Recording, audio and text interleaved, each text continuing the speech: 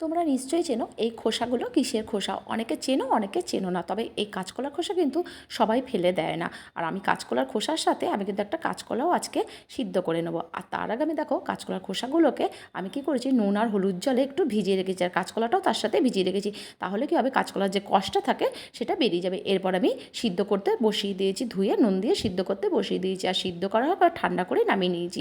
এরপর আমি মিক্সির জারের মধ্যে কাঁচকলার খোসাগুলো আর লঙ্কা আর রসুন আমি এর মধ্যে দিয়ে পেস্ট করে নিয়েছি। এর মধ্যে বেশ কিছুটা তেল দিয়ে তার মধ্যে শুকনো লঙ্কা, কালো জিরে আর দুটো কাঁচা লঙ্কা ফেলে দিয়েছি, দিয়ে একটু সুন্দর গন্ধ পেয়েছে। তখন পেস্টটা জায়গা থেকে রেডি করেছিলাম সেটা এর মধ্যে অ্যাড করে দিয়েছি, দিয়ে নাড়াচাড়া করেছি। আর এর মধ্যে একটু হলুদ গুঁড়ো, নুন আর সামান্য একটু মিষ্টি দিয়েছি, আর কাঁচা লঙ্কা। দেখো নাড়াচাড়া করতে করতে যখন শুকিয়ে গেছে তখন আমি নামিয়ে নিয়েছি। আর দেখো দেখতে কি সুন্দর হয়েছে। আর গরম ভাত দিয়ে না এইসব বাটা বুটা কিন্তু দারুণ লাগে খেতে। তোমরা অবশ্যই একবার ট্রাই করে দেখবে।